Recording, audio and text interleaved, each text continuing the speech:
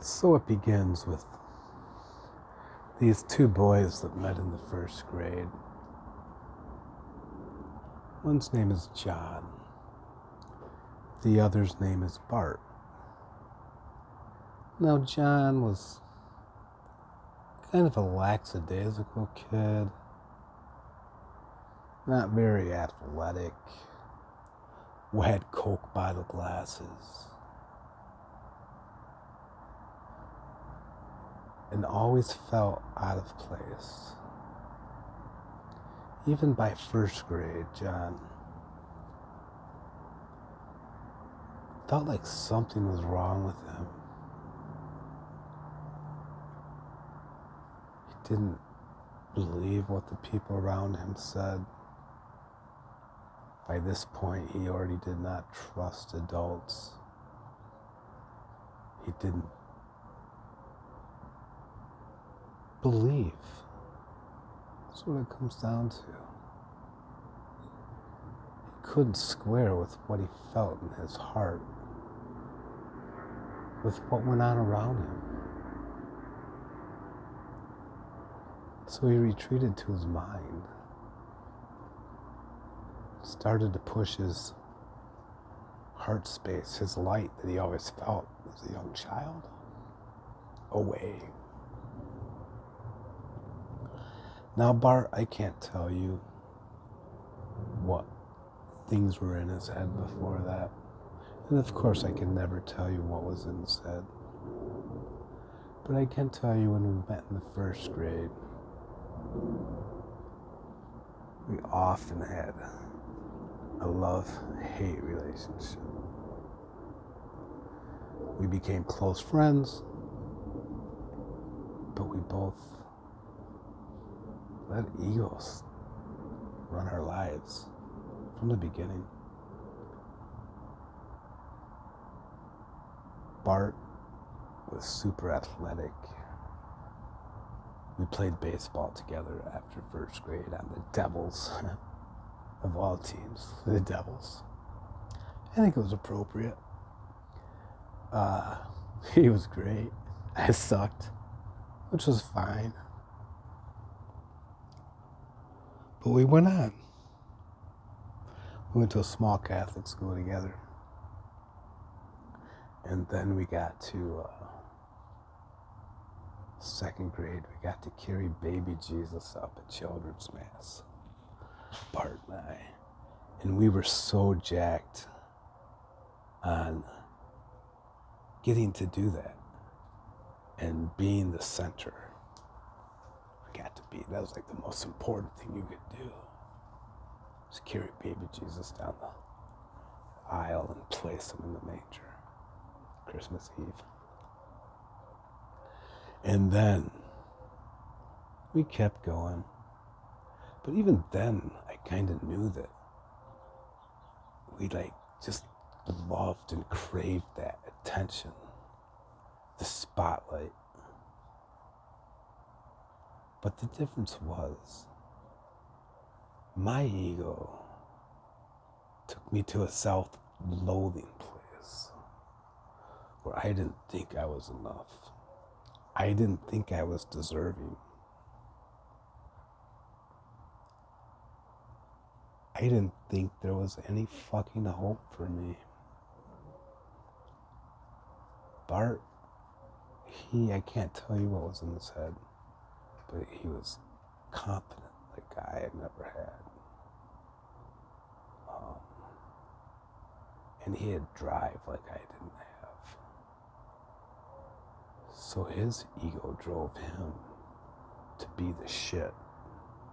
My ego drove me to get shit on. Because he thought he was more than enough, even though inside I'm sure he thought something was missing. And I thought I was never enough. I was never gonna be. So I started treating myself that way. Bart started treating himself the opposite way, like he was the shit. The other thing that connected us was we both were full of fucking rage. Just rage. someone pissed us off, we were ready now. Now Bart, he liked to lift weights and work out. He had a lot of drive to do that. So he'd fucking throw a punch like that. Me, I'd use my words. I would say I was probably a little more diplomatic. When we grew, got older, got to high school, of course Bart was, point guard, great running back, Jack Jocko, all ripped. And then I met weed. So I found perfect identity to stoke my ego. Stoner. And that way I could say, fuck you, to all the world around me that I didn't believe anyway, that I didn't buy, that I just thought was trying to get shit over on me. And we both like to drink. In fact, we started drinking together in the 5th grade on New Year's Eve. That's the other opposite side of this, is we both loved kids. Bart's mom ran a daycare. I just loved being there. So we would babysit his little sisters every New Year's Eve. His stepdad had a bar to be. It was a nice bar. Fully stocked. So we'd get a little drunk on New Year's Eve. And we'd talk about, the next New Year's Eve coming for 6 months. We just thought we were the shit. And that moved on to high school. And Bart, he never got into the weed and stuff in high school like me. We both drank a lot. By the end of high school, I'd been to jail several times for being a drunken idiot. Bart, I think, got arrested one time for shooting signs or some shit out drinking. And then we went on, and like I said, Bart was a super jock, great smile. I was a stoner that said fuck you to everybody. Not really, I didn't really say fuck, I actually got along with everybody very well, but I was just, inside I was like, just never felt like I was enough. And so time went on. I fiddled about for many years. I just could not, never fucking get it together, man. Didn't help that I smoked pot all the time, and I drink once in a while, but the biggest thing, I didn't have any control. I don't know if control is the right word, but because I was stuck in ego, I couldn't acknowledge all my emotions, so I stuffed things. Like that rage that me and Bart shared, I stuffed that down inside. Bart kind of always, as long as I remember, he was always ready to throw down. I had to stuff it down because I felt so fucking crazy when that rage would come on. And I didn't know what would happen. I just felt like, sometimes I felt like I could just fucking kill people. So it scared me a lot. So I tried to not take that rage. And I would see, and I'd see it in Bart too. Like this big heart. But then we let it out, and then we let it puke all over people. And then couldn't control it. We'd managing those emotions. We'd go to extremes. And I'd see it in him, and I'm sure he saw it in me, and I think that was part of our attraction to each other when we were young. That love-hate thing. So, life went on. I tried to go to college miserably. Got my second DUI right after high school. Fucked around.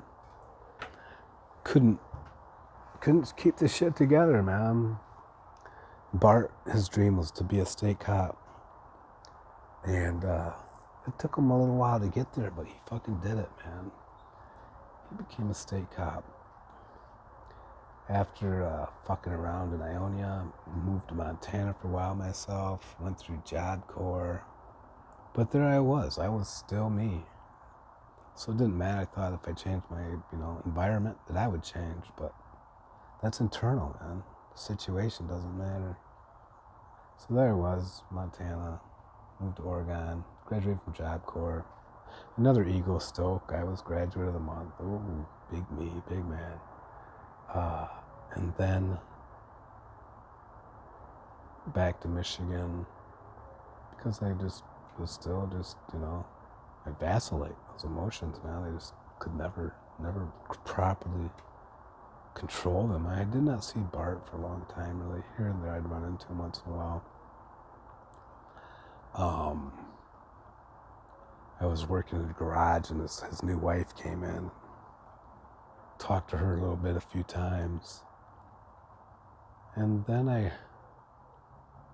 got sick of Ionia.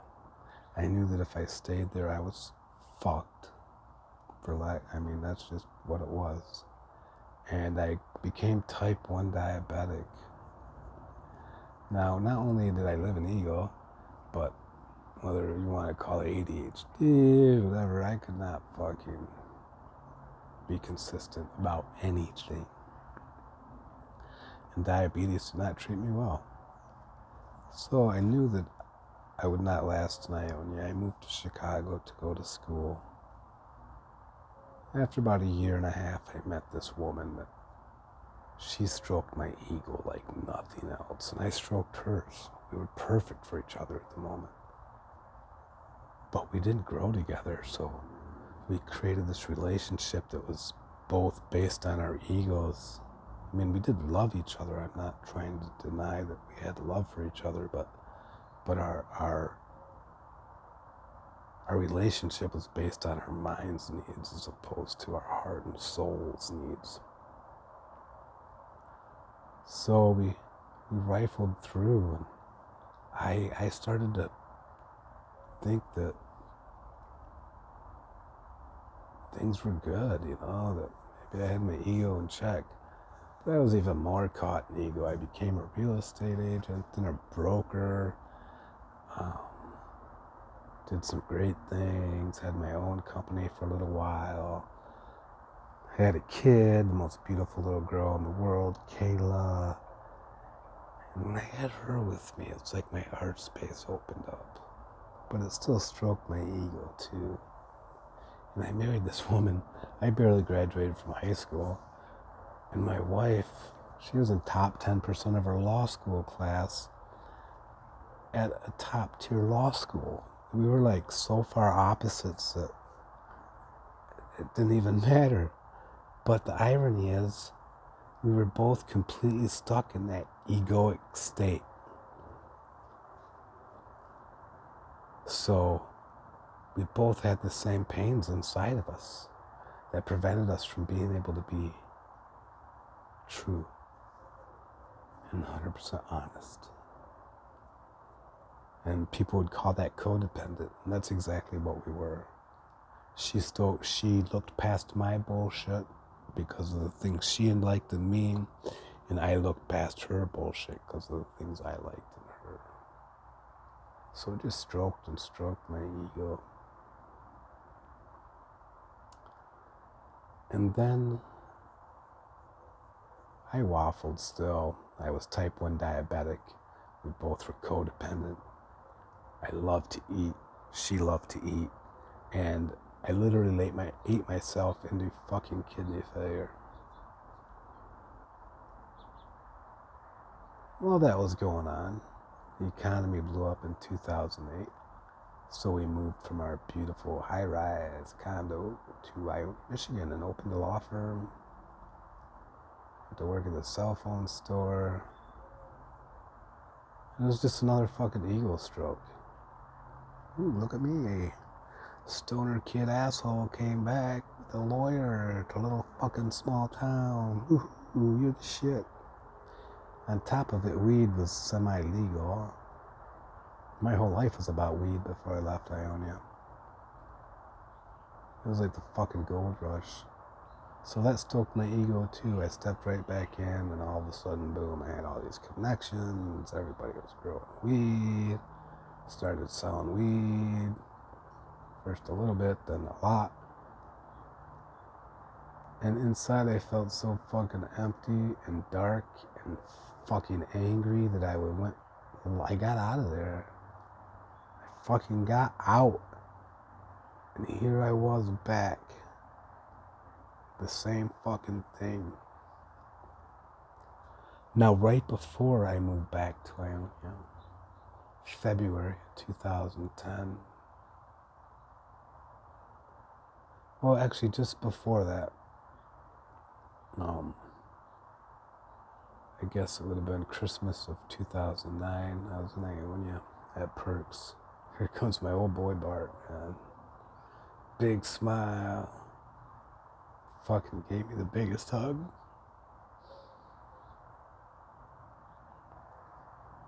And of course, right into ego.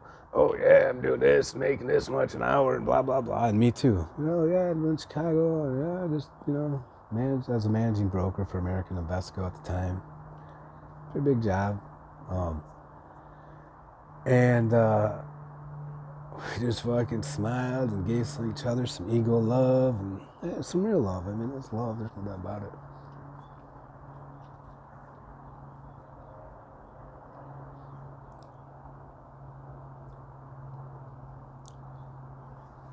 And then February 2010,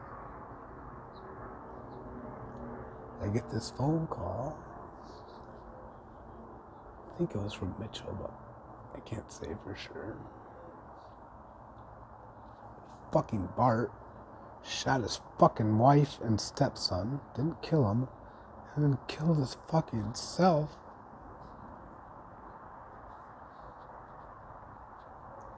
I couldn't handle that shit, man.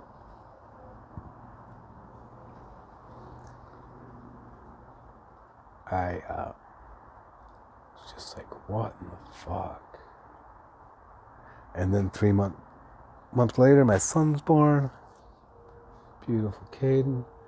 And another 2 months later, right after that, Carrie got canned from the big law firm, and that's when we moved to Ionia.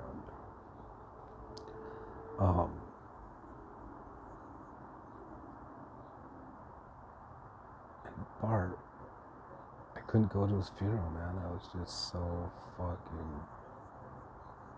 I was so pissed. And I was pissed, I think, almost because I was like, I don't know. I was just fucking pissed. And I knew if I went to his funeral at that time, I would just fucking lose it. So I didn't go. Couldn't be about me. Ionia was a fucking disaster, man. I didn't want to live there. I didn't want to move back there. I always acquiesced because I didn't believe that I had the power.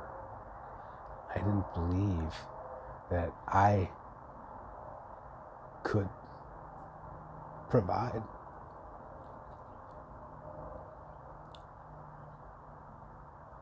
I had a broken feeling inside. And that's why I lived in ego, man. I had to fucking somehow sickly rationalize my fucking behaviors. So I moved to Michigan, bought a house, rehabbed it, did it all pretty much myself. And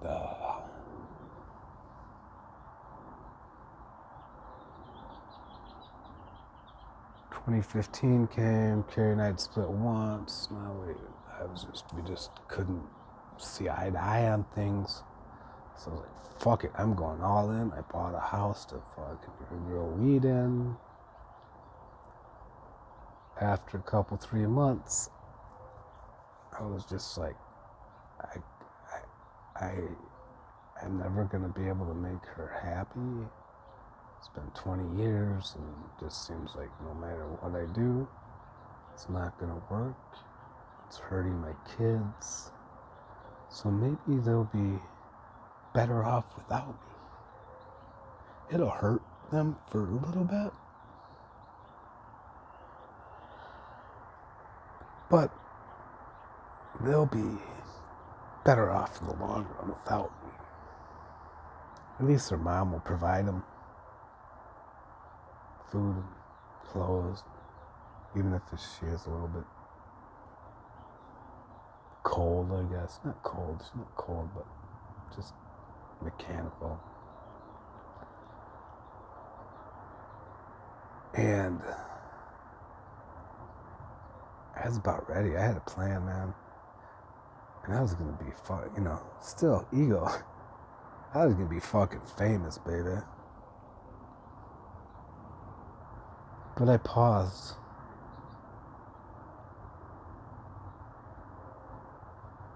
I went and locked myself away for a few days instead. And when I was in that soledness, I read this book. It helped me break through a little bit. A few weeks later, I had an ocular occlusion in my eye. Couldn't drive anymore. Didn't really know what was going to happen. But I survived it. I mean, I was ready to go on a fucking rampage. Ione would have never been the fucking same, man. But I didn't, and I'm eternally grateful. But still, couldn't get past ego. Then I had my kidneys failed. Went on dialysis in 2016 after we moved to Arizona. I had a kidney and pancreas transplant in 2017. Now you'd think after a gift like that, you might take a step back. And I did. But the day I got that call for that transplant, I was so fucking low that I almost said no. And I still had to waffle and vacillate through this egoic state. I'd step, my whole life I'd step out of it and just feel this great love, light in my heart, but I could never, keep it. I just didn't believe it. I never could follow my intuition properly because I always had my mind doubting. No, you're not good enough. No. It'll only work for them. So I spent most of my life in a fucking sick way trying to help other people because I didn't think it could work for me. I was the eternal optimist that anything could happen for everybody else. But I was the eternal pessimist that anything could happen for me, even if many times on the outside it appeared quite the reverse. Of course, we ended up divorced. And I started searching for some way to fucking stop this, man. Just stop staying in that fucking ego state. And I really had no idea what it... And I knew I was, affecting people. But it wasn't until my daughter was 18 actually. And I could see the pain the ego caused in her eyes.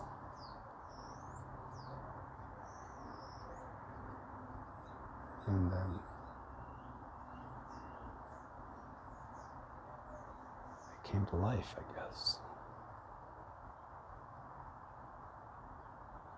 I stepped into that heart space like I was shown by some beautiful people. And I have to share this story not because I want anybody's fucking sympathy or anything like that. I don't want anybody to ever have to go through this shit I went through. A lifetime of self-doubt, low self-esteem, inability to fucking complete anything.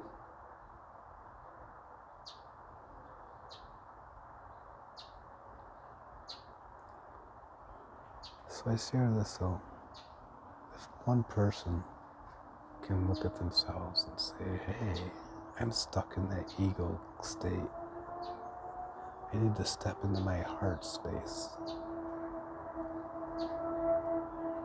and stay with that light and love that's in there. And use my mind as a tool. Not let my mind use me. Because that is fucking certain death and misery.